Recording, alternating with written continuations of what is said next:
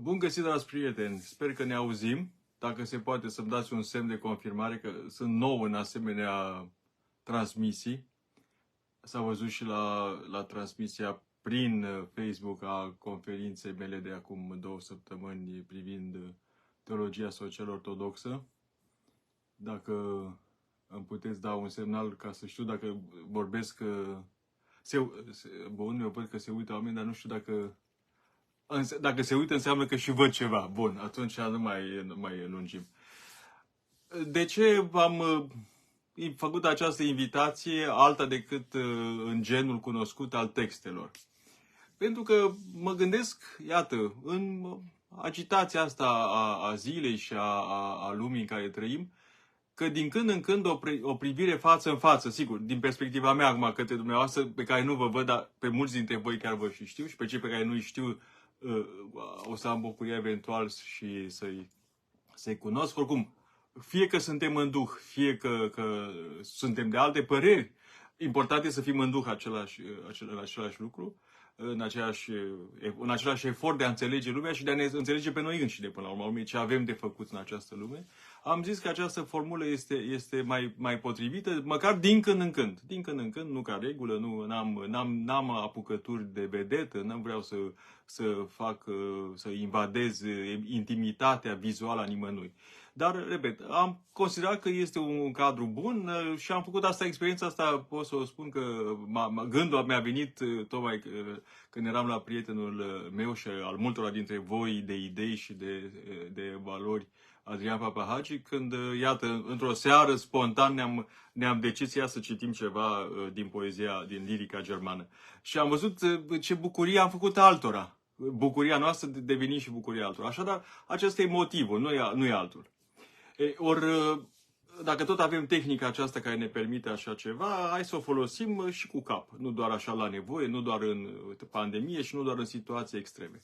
Ori, acestea fiind spuse, de ce am sugerat să ne vedem în această seară? Adică să ne vedem și în felul acesta?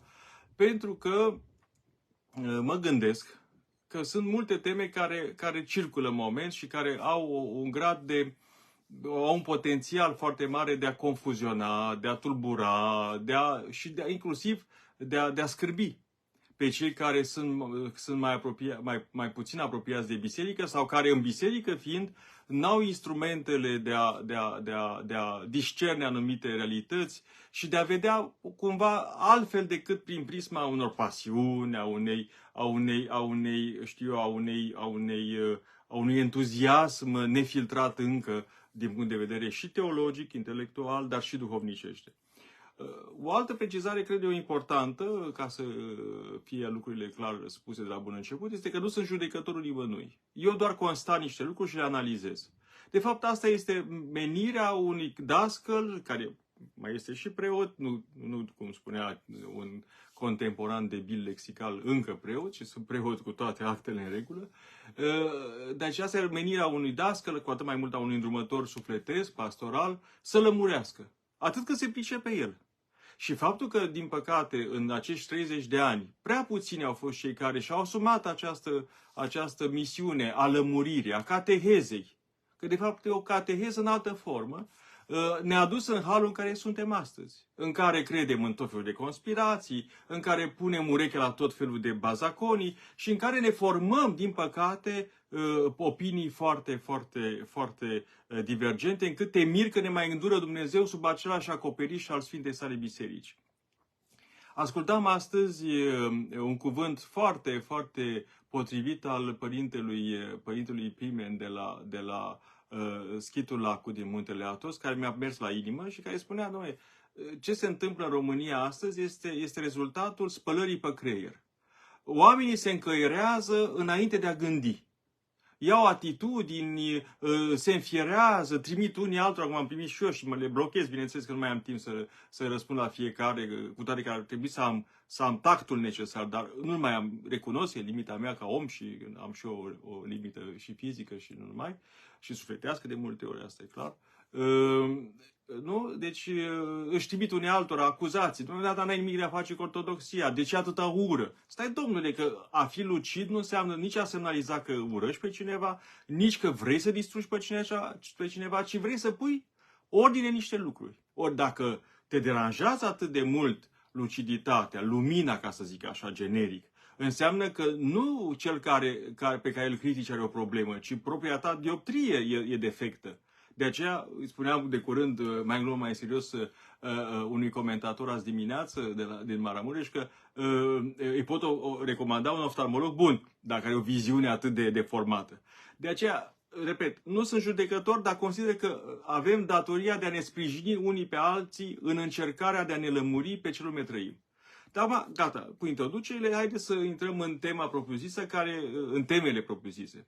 În primul și în primul rând să începem cu cazul așa numitului mitropolit Jar, pe care lumea îl numește mitropolit de o manieră absolut hilară, pentru că nu e nici mitropolit, nici măcar arhiepiscop, este doar ceea ce se cheamă la noi un episcop vicar, care are reședința la Bănceniul lui, la mănăstirea pe care a construit-o și unde are căminul de copii pe care îl știm și pentru care merită toată lauda, dar care, să zicem că ar fi avut o scuză până la începutul războiului, să nu se declare pe deplin și pe față român, să-și ascundă acest lucru invocând legea restrictivă, e adevărat, a Ucrainei față de minorități, dar care după începutul războiului, practic și-a pierdut orice fel de temei în încercarea lui de a îmbina și capra și varza, de a împăca și partea rusească și partea românească, dar și parțial, vezi, Doamne, cea ucraineană, atât cât a putut el să vadă lucrurile. Ori, din această perspectivă, vă rog foarte mult, am mai spus-o și la vremea respectivă, acum un an, dacă nu chiar doi,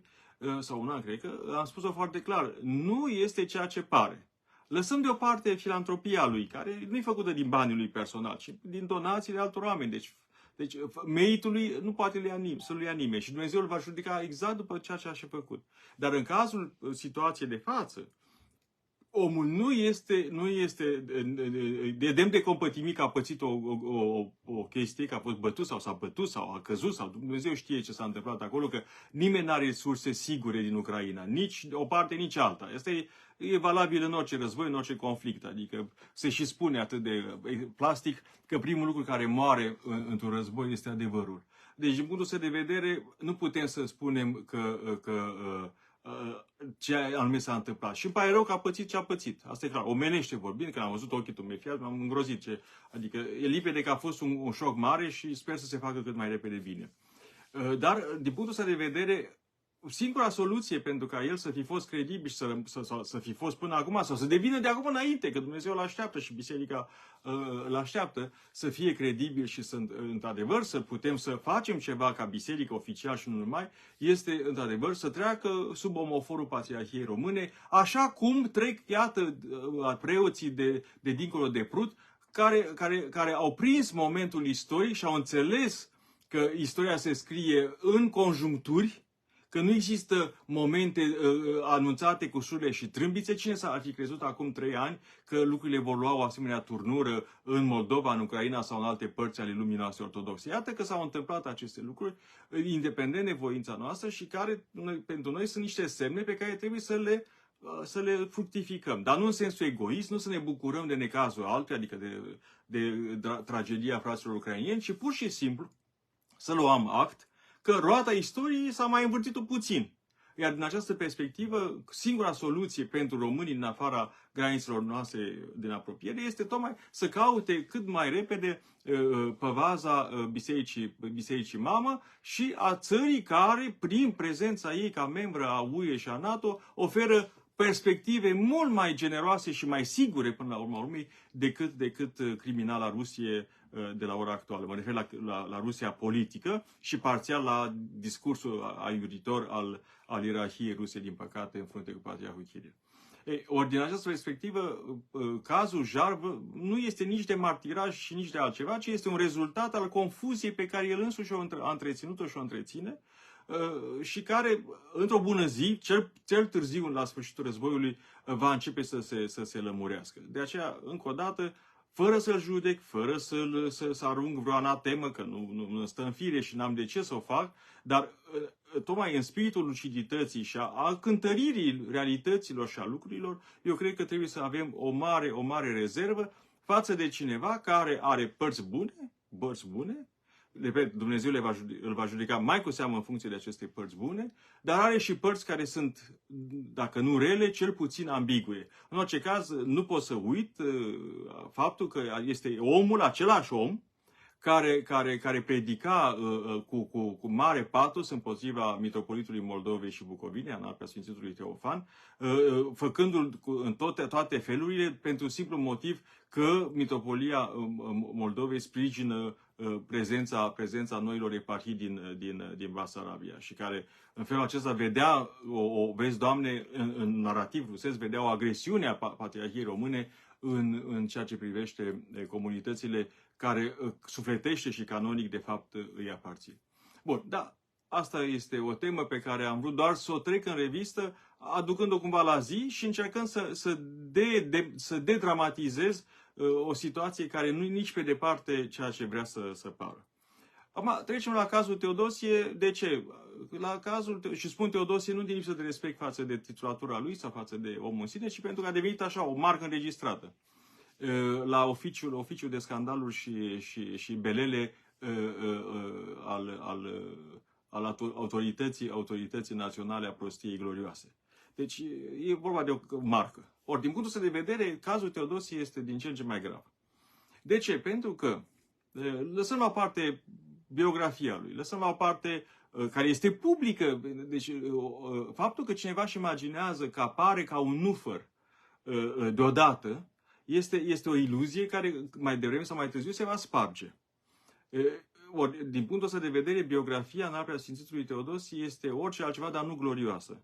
Dar nu din perspectiva nu știu căror realizări, ci tocmai din perspectiva unor derapaje, a unor tendințe, a unor fapte, care chiar dacă nu au fost toate urmate de pedepse de tip judiciar laic, ele nu rămân mai puțin niște pete reale pe chipul unui om care astăzi vrea să ne facă cu tot din adinsul să credem că este înger.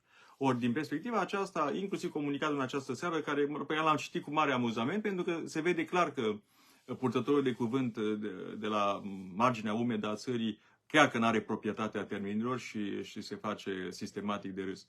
Ori, da, ne pornim neapărat de acolo, dar cu atât mai mult întărit în percepția mea, ce pot să spun? În primul rând, această idee cu mitropolia Tomisului știu că e veche. Asta e clar. Și foarte bine că e veche. Lucrurile bune se coc din vreme.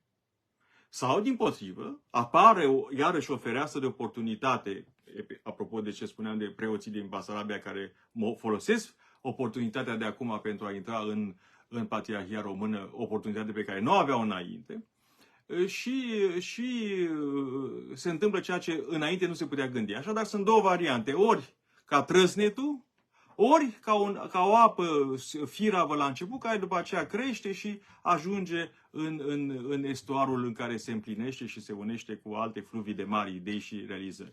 Ori, mitropolia Tomisului a fost la bun început, când a fost ea tematizată ca posibilitate, pusă, după părerea mea, în mod fundamental fals. În primul rând, termenul în sine de mitropolie este fals. De ce? Pentru că în limbajul grecesc administrativ bisericesc, mitropolia era exact era biserica din cetatea mamă, adică a Tomisului, nu? Așa, care face misiune pe o anumită arie. Deci nu era decât altceva decât o episcopie în sensul nostru de astăzi. Eparhia, ca terminologie, este baza, pentru că orice mitropolie are la bază o arhiepiscopie, care este o eparhie ridicată în rang. Dar baza, așa cum un ierarh nu este ierarh per se, ci este un preot ridicat la demnitatea de ierarh, care e o demnitate inclusiv harismatică, bineînțeles, în cazul acesta, tot astfel, orice mitropolie este o eparhie, în primul rând. Nu poți să fii mitropolit fără eparhie, sau patriarh fără eparhie, cu atât mai puțin. Deci, din punctul de vedere, ceea ce era la Tomis în vremea invocată, cu documente suprainterpretate, manipulate de o manieră foarte grosolană de un așa zis academician, între ghilimele, Barbu, care realmente face tagma istoricilor de râs, dacă este chiar istoric, mă rog, am dubii dacă îl putem numi astfel, dar în fine, termenul în sine trădează o proiecție. Deci ceea ce noi spunem astăzi mitropolie era de facto o eparhie. Asta pe de o parte. Pe de altă parte, jurisdicția acestei eparhii în vremea respectivă era foarte neclară, ea întinzându-se potențial și în stânga și în dreapta, dar trebuie să ținem cont că pe același țărm al Mării Negre mai erau și alte structuri eclesiale. Deci, iarăși, un aspect care nu se discută și nu se lămurește, în ce măsură noi, pretinzând puritatea, vezi, Doamne, a structurii mitropolitane, adică a proiecției noastre despre o eparhie, care, vezi, Doamne, să fie mitropolie în sensul nostru de astăzi, este și legitimă și canonică în raport de pildă cu vecinii bulgari. Deci, din punctul de vedere, problema a fost, repet, de la bun început, pusă în termeni de gândire, de gândire proprie, subiectivă. Nu a decurs dintr-o constatare obiectivă, nici istoriografic, nici canonic și nici de un fel. Acest fapt deja a viciat la rădăcină tot discursul legat de mitropolia, așa zisa mitropolia Tomisului. Faptul că se pune atât de insistent această problemă, am încercat să o lămuresc și într-un text recent în care am arătat că nu are nicio noimă în condițiile în care eparhia actuală, adică Arhiepiscopia Tomisului, are ea însăși mult încă de lucru, dacă ierarhul își asumă cu adevărat rolul arhipăstoresc până la capăt, în ceea ce privește organizarea internă, drămuirea treburilor, renovările, punerea la punct a centrului eparhial, punerea rânduială a clerului certat cu legea și cu canoanele. Adică eparhia Tomisului are foarte multe lucruri de rezolvat intern. N-are nevoie, pastoral vorbind, nu există nicio urgență ca această mitropolie, așa cum și-o imaginează unii, să apară peste noapte, în condițiile în care în interiorul eparhiei, care e la baza oricărei mitropolii, cum am spus, sunt atât de multe lucruri de făcut. O să-mi spuneți bine, dar așa sunt de făcut multe lucruri sau erau de făcut și la Cluj, iar o să revin și asupra acestei false paralele cu Clujul. Ori, din această perspectivă, nu se încadrează sub nicio formă în condiția esențială a oricărei înnoiri bisericești în ceea ce privește structura. Nu există nici o urgență. Dar absolut niciuna. De nicio formă și de nicio calitate. Nici pastorală, nici duhovnicească, nici teologică, nici, mai știu eu, Doamne ferește, dogmatic. Nu. Este pur și simplu un proiect individual care se dorește pus pe agenda publică doar pentru ca să satisfacă ce? Aici nu vreau să intru în judecăți de valoare pe baza unor procese de intenție. După umila mea părere, ca observator al fenomenelor nu doar a acestuia, ci în general, este practic expresia unei fugi înainte. Există în psihologie o tipologie a celui care după ce a ars toate podurile, dar absolut toate, a stricat toate posibilitățile, a contaminat toate resursele unei reîmpăcări cu ceea ce este în urma lui, adică nu se mai a făcut practic imposibilă întoarcerea, să accelereze direct proporțional cu lipsa de soluții în spate către un viitor oricum incert. Este o formă clinic vorbind maniacală. Nu? În care practic fugi, ești ca un cal care nu are niciun fel de căpăstru și niciun fel de orizont, dar care tot fuge până o să cadă la un moment dat lat. De oboseală, se rătăcește, plouă, se întâmplă ceva. Ori așa se întâmplă și aici, din păcate. Adică eu văd practic cu mare uimire și spaimă până la urma urmei cum, de fapt, această fugă înainte devine din ce în ce mai dramatică. De ce? Pentru că ea antrenează oameni care sunt de bună credință, oameni care, laici de pildă, care nu înțeleg prea bine nuanțele, dar care se angajează, apropo de ce spunea Părintele Pimen de la Schitul Lacu, adică spălați pe creier de un anumit narativ, intră în lupta asta, cu toate că nu înțeleg până la capăt miza, nu? Dar asta se întâmplă inclusiv din perspectiva comportamentului electoral, asta o știm. Deci aici se amestecă niște planuri foarte grave. În momentul în care un arhiereu folosește mecanisme de manipulare care sunt mai degrabă din lumea manipulării politice, le folosește în biserică, lucrurile capătă o întorsătură foarte, foarte gravă. Ca să nu mai zic că periculoase sunt oricum toate mișcările astea, dar capătă o dimensiune foarte gravă, aproape de apostazie.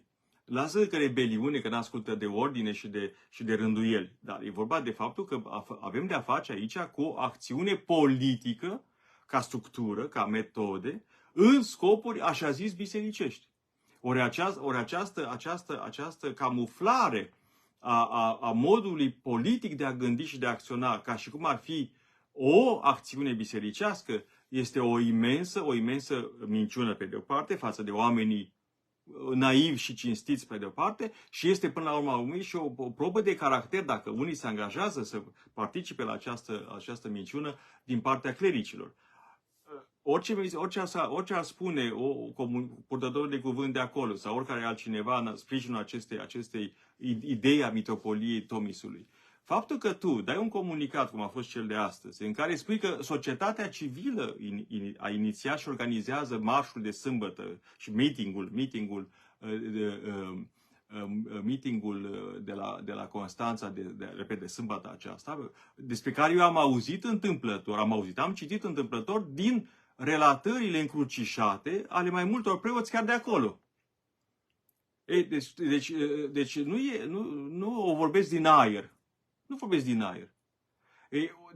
De ce mă concentrez pe acest aspect? Că mă întreabă cineva și îmi spune cineva foarte bine și respect opinia. Normal că ce se întâmplă că Teodosie ca persoană și marcă înregistrată, cum am spus, nu îi reprezintă tot răul din BOR. Dar ce se întâmplă acolo este fără precedent în tot BOR-ul. Asta e problema pe care aș vrea să o lămurim în seara aceasta. Adică să folosești, repet, instrumente de presiune politică, să folosești metode de manipulare cu caracter politic, asta deja n-a făcut-o nimeni în maniera și anvergura pe care o face, din păcate, în Preasfințitul Teodosie Petrescu, onor arhiepiscopul titular al Tomisului.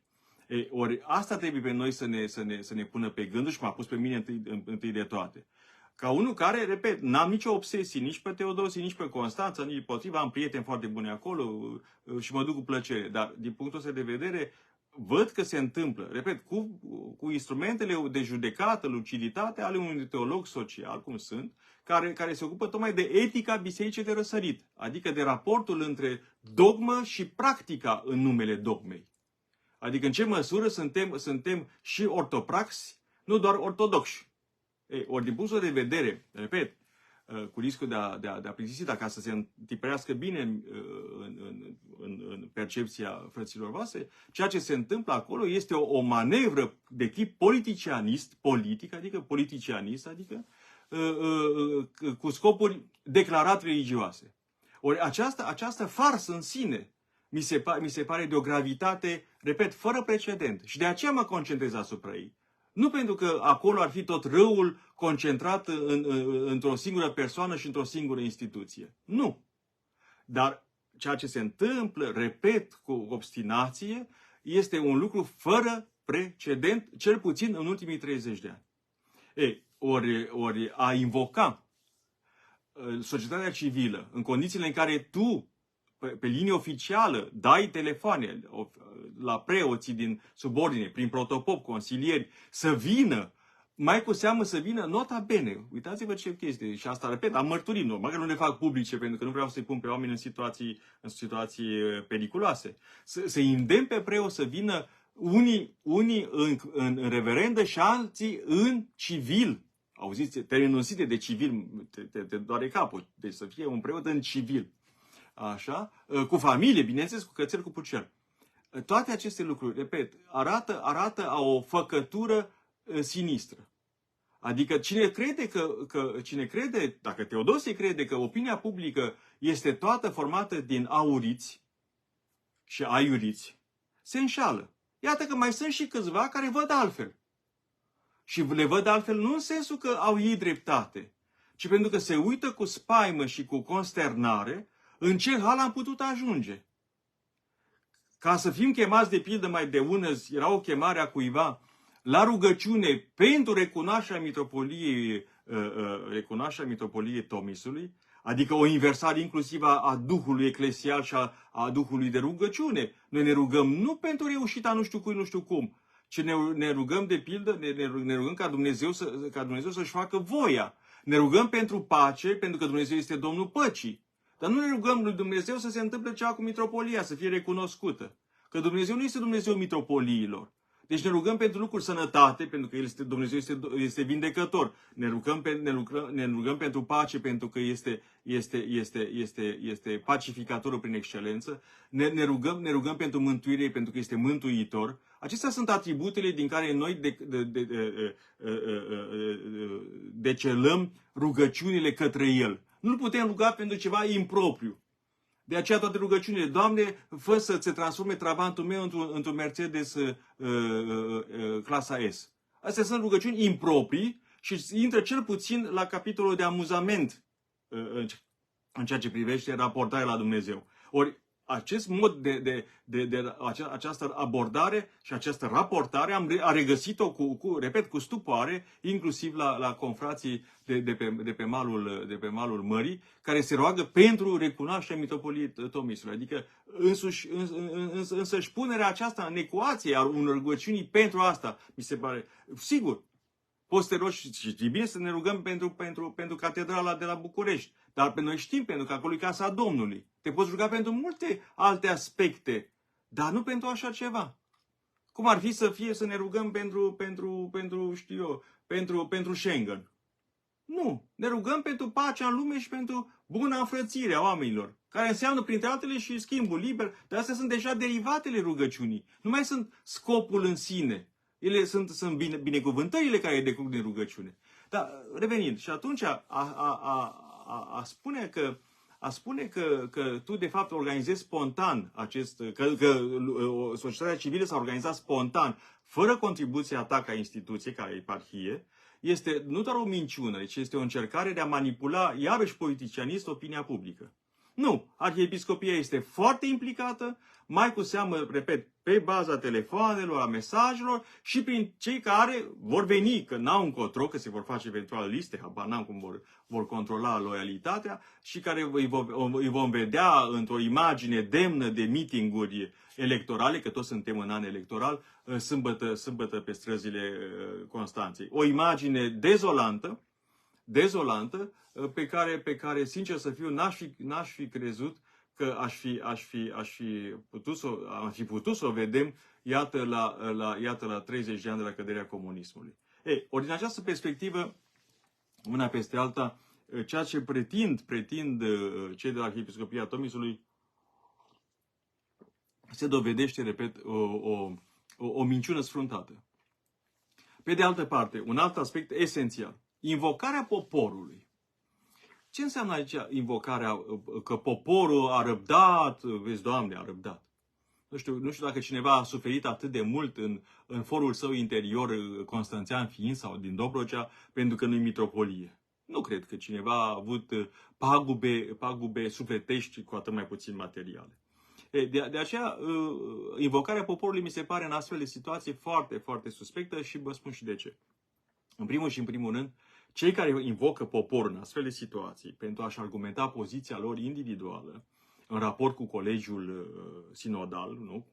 cu confrații din sinod, o face de parcă ar fi un lider ales de popor. E confirmat de popor, prin Axios. Dar nu este ales de popor. Deci toată ierarhia noastră, precum și cea catolică de altminteri, nu este emanația corpului eclesial.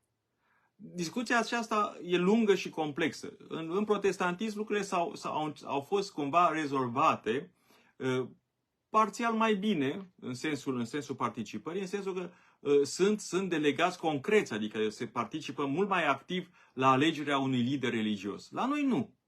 La noi este practic, nimeni nu l-a ales de pildă direct, în afara celor din Adunarea Națională Bisericească, nu i-a ales pe episcopii din ultimii 30 de ani. Nu. De ce? Pentru că așa e rânduiala, care normal că nu e nici măcar sfântă. E o rânduială actualmente în funcțiune. Ea cu siguranță în timp se va putea schimba. Nu e nicio gaură în cer. Orice se schimbă, așa cum multe lucruri se schimbă. Așadar, din punctul de vedere, invocarea poporului mi se pare, la fel ca și mimarea neimplicării în manifestarea de sâmbătă, mi se pare foarte ipocrită. De ce? Pentru că, repet, nimeni dintre cei care sunt acum episcopi nu au mandat popular. Măcar și pentru simplu fapt că nici măcar adunările eparhiale în corpore n-au ales fix pe acea persoană, ci de regulă se fac două propuneri care merg la sinod și pe aceea se pronunță. Deci, din punctul de vedere, invocarea lui Vox Populi mi se pare în aceeași linie de ipocrizie și în același timp de nerealism, adică de încercare de manipulare ordinară a opiniei publice, ca și cum acolo e o mișcare de la firul ierbii. Nu e nicio mișcare de la firul ierbii. Decât se vede încă o dată efectul nociv al manipulării, al spălării pe creier, ca să reiau iarăși cuvântul de folos al părintelui Pimen de la Athos. Adică în momentul în care tu ani de zile faci pe deșteptul, faci pe gică contra, te declari a fi salvator, ai aliură de star național, faci declarații controversate, practici o pastorație care de regulă se face între patru ochi cu penitentul și o faci în văzul lumii, blamând la grămadă pe fumători, pe cei care trăiesc în concubinaj, nu mai contează cum, ce fel, aruncând așa flăcări ale purității peste corpul eclesial, este gravisim. Este gravisim. Este gravisim. Pentru că în felul ăsta te descalifici ca păstor și ca om care este înzestrat, harismatic, cu darul deosebirii duhurilor și mai cu seamă cu dimensiunea pământească care înseamnă aducerea omului din situația în care se află la o situație superioară, aproape de îndumnezeire. Ori dacă nu faci aceste lucruri cu tactul și harul necesar, ceea ce rezultă este un spectacol pe care presa, bineînțeles, n-ai niciun motiv, că nu-i presă pioasă, îl rostogolește, face titluri mari și îți crește ție ca persoană ratingul. Așa, dovadă că, într-adevăr, Înaltul Teodosie este actualmente cea mai vizibilă persoană de rangul dânsului, adică sinodal, dintre toți cei din sinod. Adică îl întrece, ca zic așa, ca număr de citări și de referințe pe însuși Patriarhul Daniel. Deci, din punctul de vedere, putem spune că i-a ieșit un foarte bun număr de PR. Dar scopul unui ierarh nu este asta. Nu este asta. Un ierarh care este concentrat și avid de publicitate, de modul în care este perceput, care face din rugăciune și din smerenia rugăciunii și din firescul rugăciunii, din decența rugăciunii, face spectacol, ridică mari semne de întrebare. Adică oricât am fi evlavioși, oricât am fi, îmboldiți să punem gânduri bune, care să-l însoțească, oricât am crede că chiar așa este cum și vedem, trebuie să ne punem întrebarea de ce o face. Pentru că niciun alt ierarh, din păcate, în comparație cu el, sau din fericire, pardon, dar din păcate pentru Teodosie, nu se dedă la asemenea spectacole. Niciunul. Chiar dacă sunt foarte diferiți și ei între ei, cum prea bine știm. Dar niciunul n-a ajuns la performanța aceasta de scenă liturgică, precum o face, din păcate și spre spinteala multora și amăgirea altora, Înaltul de la Tomis. Dar, repet, eu nu mă judec cu dânsul și nu-l blamez mai mult decât e cazul, dar vreau să descriu pur și simplu haloul social pe care l-a instaurat și l-a întărit de-a lungul acestor ani, Un halou care pe noi ne costă acum, iată, o neliniște și care pune, practic, sinodul în fața unei situații pe care, sincer să fiu, nu știu cum o va putea rezolva, în condițiile în care inamovibilitatea ierarhilor, ca și a judecătorilor, apropo, plus toate celelalte atribute ale solidarității intrasinodale, vor cântări foarte greu și, în același timp, vor împinge pe foarte mult să spună, dom'le, nu avem ce-i face. Ori, dacă acest lucru va fi așa luat, ceea ce se întâmplă acum la Constanța, în mic și așa oarecum pe marginea imaginii, se va amplifica. Ori dacă se amplifică, lucrurile iarăși vor scăpa de sub control. De aceea eu fac această intervenție și în fața dumneavoastră și ca un avertisment față de cei care ne aud, mă înțeleg eventual, că nu e un drum care să funcționeze bine, pentru că aduce mai multe dezavantaje decât avantaje. Este în spiritul pragmatic al situației de a nu escalada. Ce ar putea să facă concret Arhiepiscopia? Să spună foarte clar că nu are ce căuta o temă bisericească drept subiect și motiv al unui marș public, în cazul acesta. Dacă ar face-o, ar da o dovadă de maturitate eclesială și ar demonstra într-adevăr că și-a înțeles menirea. Nu o face, vrea să profite de confuzie, vrea să se ridice pe pedestal și pe creștetele celor care naiv fiind, repet, dau urmare acestei chemări, atunci perversitatea pe care o vedem etalată în public cu atâta putere, ne pune legitim, nu doar pe mine, ca și cum aș fi un critic de meserie, dar ne pune pe toți în stare de alertă. Deci în momentul în care, repet, meetingul ajunge argumente, este absolut letal. Pentru că biserica nu este o structură în care să plebiscitezi. Recepția dogmatică în biserică nu s-a făcut prin congrese. S-a făcut prin simțul eclesial. Prin sentire eclesiam. Adică prin această inteligență a credinței. Prin firescul care a devenit practicabil. Care a curs în cult, în formulări, în cântări, în rugăciuni. Tot ce înseamnă în biserică înseamnă receptare în timp și cu măsură. De aceea, toate marile reforme bisericești, în ortodoxie cel puțin, avem exemplul Rusiei, din păcate, au dus la schisme, la rupturi, adică. La rupturi din trupul eclesial. Ori asta pe mine mă preocupă ca teolog și ca preot, și dacă nu ridicăm noi vocea, cum o pot ridica alții? De aceea, cu riscul de a supăra pe cei care consideră că trebuie să tăcem și să admirăm eventual sau să dăm din mână pur și simplu alehamite, trebuie să le aduc aminte că misiunea noastră a păstorilor de suflete și a teologilor ca oameni ai lumii academice este să fim atenți la modul în care biserica continuă drumul ei pământesc. Fără a pretinde, repet, că suntem noi sfinți, că suntem mai buni decât oricine, ci pentru că acest lucru trebuie să fie parte din misiunea noastră esențială zi de zi. Nu putem fi totali al lui Hristos dacă nu suntem totali ai lumii, dar nu în sensul de a ne seculariza, de a ne deda cu cele lumești, ci de a fi atenți la tot ceea ce se întâmplă. Exact cum vedem în pericopele evanghelice, că Hristos ține cont de toate situațiile sociale, de stratificările sociale, de prejudecățile care funcționau în epocă. Deci acuitatea, luciditatea Mântuitorului în întâlnirea cu oamenii este pilduitoare. Că alminteri ar fi venit și ar fi spus pildele acestea așa, în aer.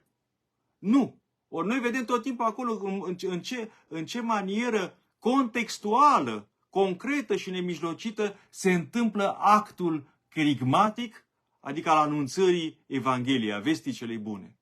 Ori dacă noi la rândul nostru, urmași în har al lui Hristos, și voi, la fel prin botez, deja înzestrați cu preoția universală, nu facem același lucru, înseamnă că degeaba suntem concentrați spre Hristos de manieră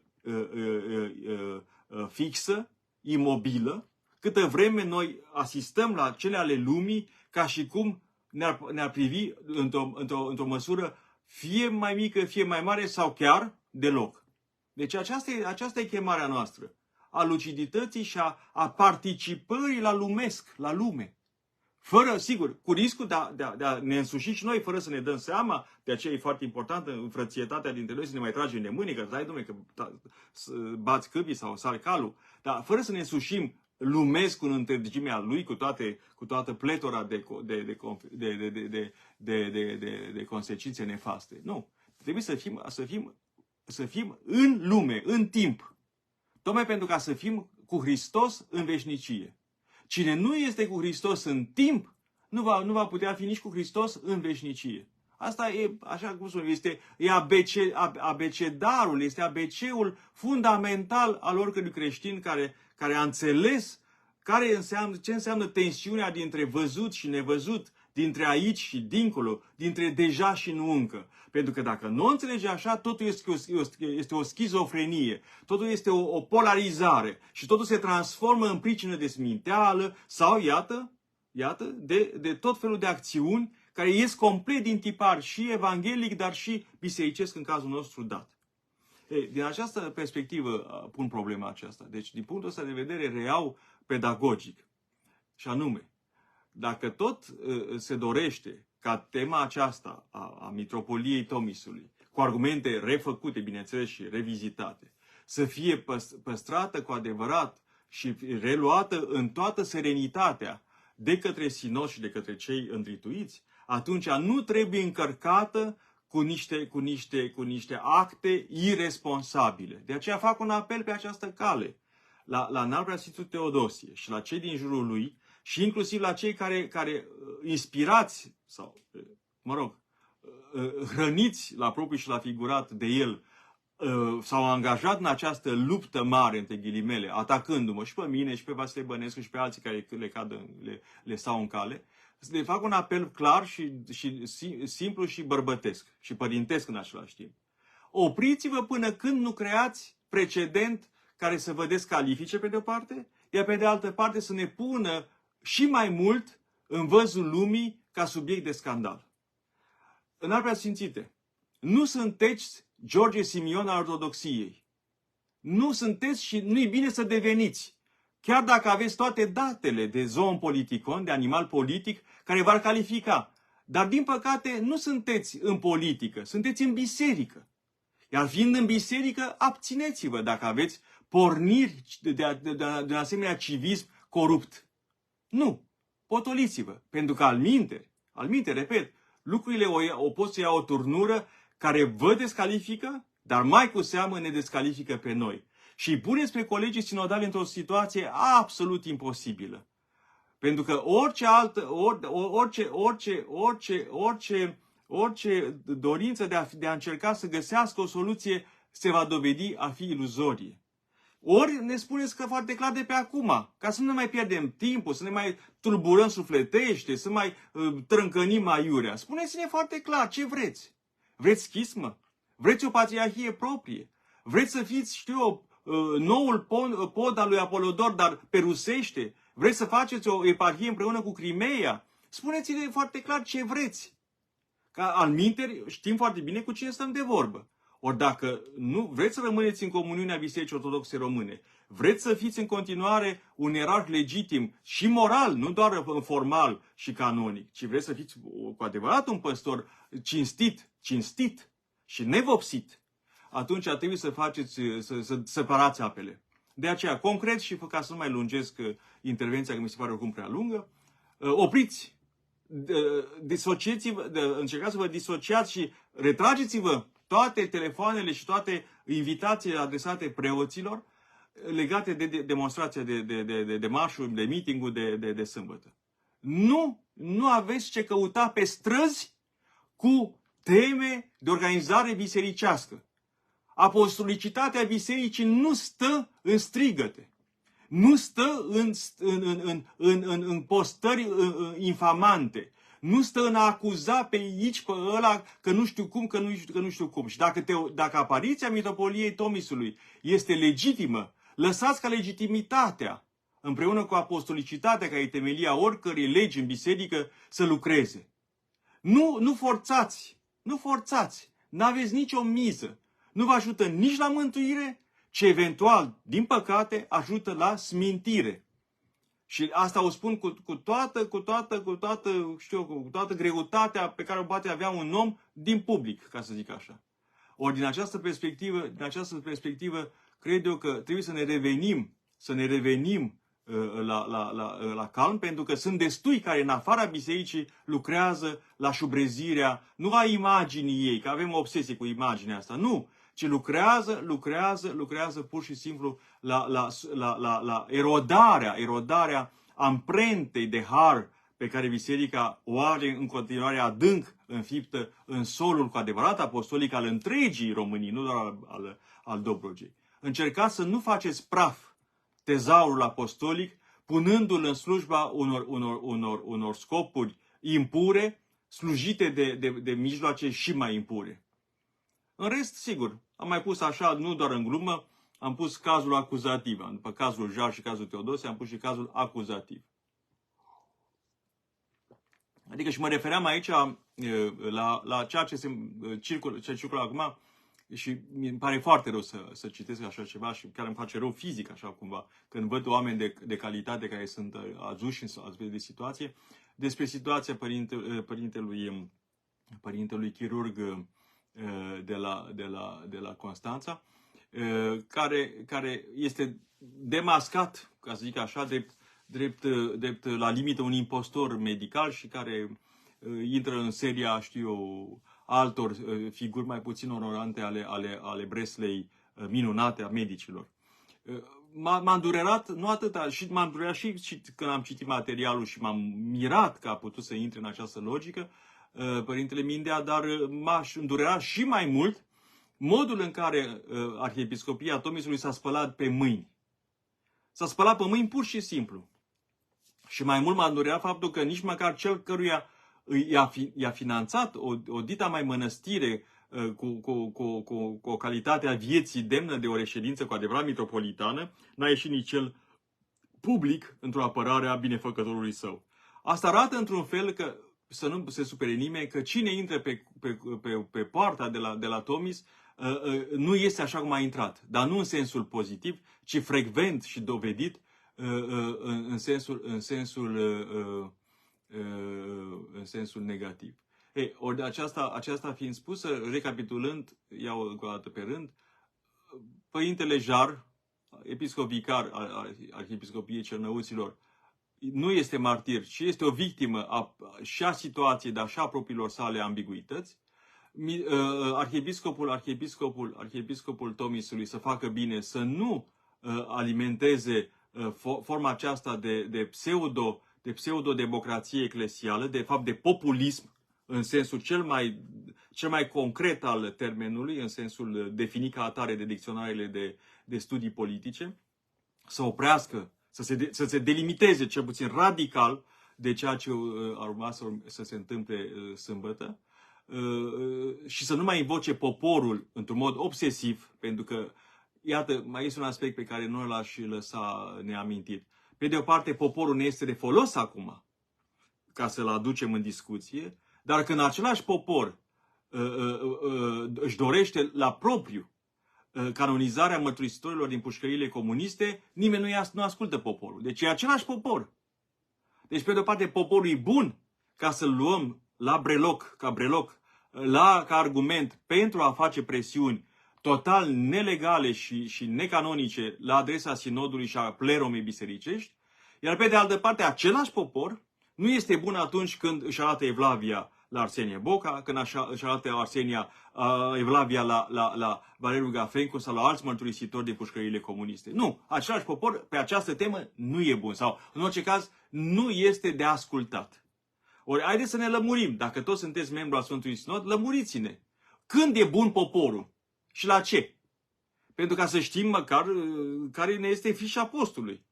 Să știe și laicii, cei cu preoția universală, să știe clar la ce sunt buni, la ce le folosește. Dacă toți sunt invocați și aduși în discuție cu atâta patos, cum se întâmplă în aceste zile, din păcate, la Tomis.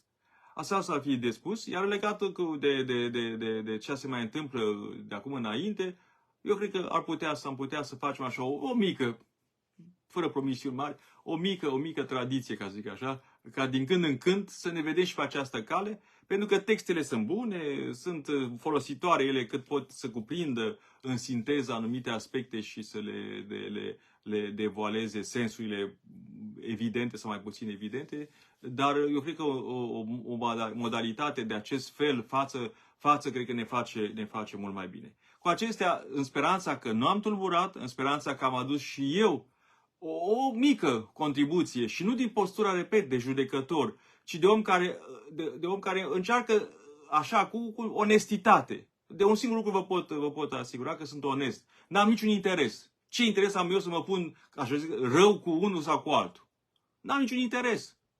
Așa cum n-am avut niciun interes în raportul meu cu un altul Bartolomeu, cu care am fost prieten. Nici măcar n-am fost ucenic, că n-am spovedit la dânsul. Am avut un raport pur și simplu dezinteresat, nefăcând nicio carieră pe seama lui și nici el exploatându-mă, ci colaborând cu adevărat cu entuziasmul evanghelic a doi bărbați autentici, nu? Foarte clar, fiecare în felul său, cu caractere foarte tari, ne și ciondăneam, evident. Tot așa și acum. Nu mă pot schimba, asta e, am ajuns și eu, am depășit vârsta de 50 de ani, așa încât orice tuning aș mai face, din punctul ăsta de vedere, greu să mă mai schimb. De aceea, luați-mă așa cum sunt, încerc să fiu de folos.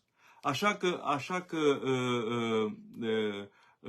că ne vom revedea și cred că ne vom revedea destul de repede. Mi-atrage atenția un prieten de la Cluj, legat de ce, dar o să fie și un text, asta vă asigur, legat de modul cum s-a înființat de fapt și rațiunea pentru care s-a înființat mitropolia de la Cluj și de ce mitropolia de la Cluj nu poate să fie sub nicio formă moral și canonic luată drept exemplu, că așa se poate, dar iată că din păcate nu se vrea la Tomis. Nu.